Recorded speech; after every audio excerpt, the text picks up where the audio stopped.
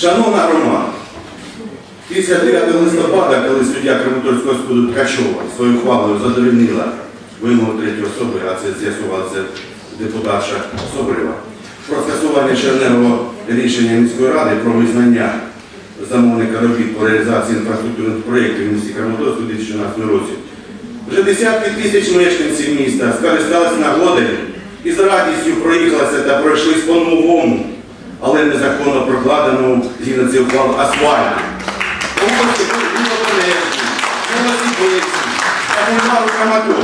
Вони мають і гадки не мають, що цей асфальт покладений незаконно. На мою думку, краматорцям краще їздити та ходити по незаконному покладеному покриттю в бульварі та вулиці, ніж стрибати по законним вирвам вулиць Часов'ярської та долати легітимну дорогу життя на Семенівку. Такої ж думки дотримуються і місцеві ради та депутати 45 населених пунктів вільної української Донеччини. Але в Краматорську все за законом. За роки незалежності Краматорськ видав на горах Донбас, Порожняк, Нігонів, генерального геніального прокурора Законікшон, міністра трошки для себе ЖКХ Близнюка, прибічника порядку народного депутата кількох скликань Скударя та депутата Боярського, який приймав законні диктаторські закони 16 січня 2014 року, які забороняли зібрання та мітинги. І всі ці роки наше місто під їхньою владою та по їхнім законам потихеньку вмирало. Соціальна культурна сфера та спорт прийшли в занепад. Вбивалася та розкрадала система ЖКХ. Нищились підприємства та малий бізнес.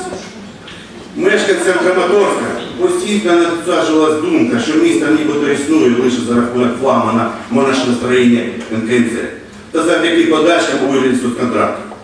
На жаль, ці дії продовжуються і в наш час, але думку про месію вже закарбовується в тротуарну плитку, а подачки крепких хозяйственників за рахунок безмовних рабів значно додають нулів. Але насправді, шановна громада, головним інвестором у наше місто за ці 2 роки після визволення від братської російської окупації стала держава Україна. І кожен громадянин нашої неньки віддав свою частину для відновлення зруйнованого війною Донеччини.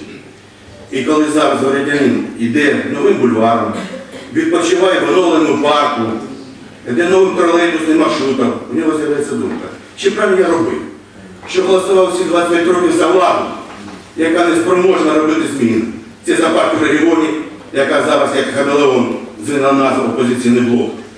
І навіть в нього відкрещується депутат об'єднання Краматорська, що це об'єднання. Жаба Залюка підналася. Але, по суті, це їх не міняє. А зараз ми бачимо недолугі спроби зупинити ці довгоочікувані зміни. І головним гольмом оновлення нашого міста стає фракція опозиційного блоку. Пане мер, пане голова, ви могли б стати мером, який запам'ятався городянам, як мер-реформатор, як мер-будівник нового міста Краматорська. Але, на жаль, від грудей флагмана НКНЦ ви не відірвалися та жартували їхньою маріонеткою. А Краматорську був потрібен незалежний мер, що ви казали, що я об'єднаю Краматорську. І саме головне, солідарність Краматорська буде звертатися з відкритим листом до президента України Петра Порошенка, до голови Верховної Ради Андрія Парубія з вимогою припинити діяльність міської ради 7-го скликання та введення на 1 рік військово-цивільної адміністрації, так як ця рада не спроможна робити зміни в місті.